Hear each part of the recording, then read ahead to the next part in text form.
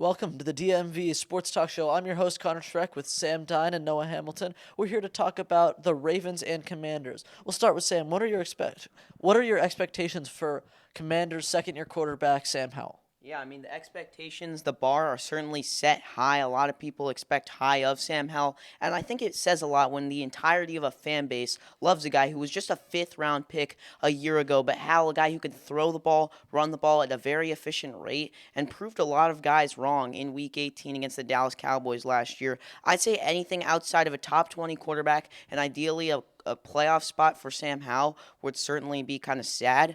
But I mean, yeah, the expectations are high. He has so much upside, such a high ceiling, and I think a lot of this Commanders fan base, myself included, expect high of Sam Howell. All right, we'll go to the other side. Lamar Jackson in the first year of his massive new contract. What do you expect from him, Noah? I think Lamar has even higher expectations than Howell. Obviously, he was signed to the biggest contract in the NFL ever, which, with the quarterback market, is always changing. But 5 years, $260 million. This is a window for the Ravens where if they don't win the Super Bowl, it's now or never for them with Lamar. If Lamar can't win a Super Bowl, you have to think, what are they going to do when this 5-year deal is up? I agree with that, certainly. Now, Sam, obviously the Commanders have at the very least a top 5 defensive line in football, but what do you think about their secondary? There have been some concerns about that. Yeah, I mean, we obviously drafted Emmanuel Forbes in the first round of last year's draft. So this is a cornerback room that's young and improving with a dog in Benjamin St. Juste coming off an incredible year. We saw him lock up the likes of Justin Jefferson last season. But on top of that, this safety core is the best in the NFC East, hands down. There is no question about that. You have one of the most versatile free safeties in all of football, that being Derek Forrest, a guy who can really play all over the field, whether that be sacking the quarterback or intercepting the football. But on top of that, you have a guy who, might I add, is better than a guy he's compared to a lot in Xavier McKinney, being Cameron Curl. That's certainly maybe a hot take. We have a question now. Hey guys, Liam from New York actually, big Giants fan, despise the Commanders.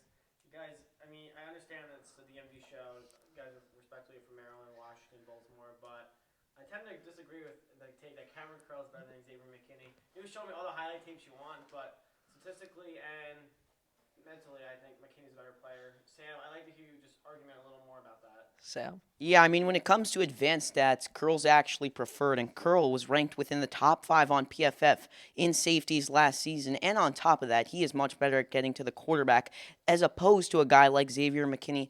To add on to that, he hits harder, man. He forces fumbles more often, and just in general, Cameron Curl is so much more versatile than a guy like Xavier McKinney, who receivers or tight ends like Logan Thomas, Terry McLaurin, Curtis Samuel, and Jahan Dotson all find a way to catch the football when they're near McKinney. Well, I agree. No matter if he's better or not, Cameron Curl's a great value safety. We have another question. I think that was a really interesting end to that conversation. Talking about some of the wide receivers for Washington.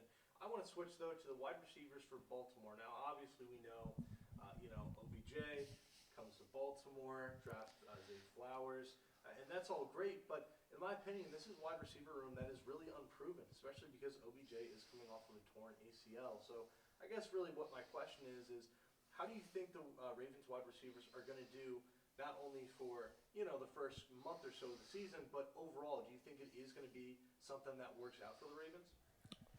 I think while OBJ was injured with the torn ACL, and this is going to be a huge adjustment for all the wide receivers, Zay Flowers being a first-round pick from just this year, Rashad Bateman having a foot injury and having surgeries most of his career so far.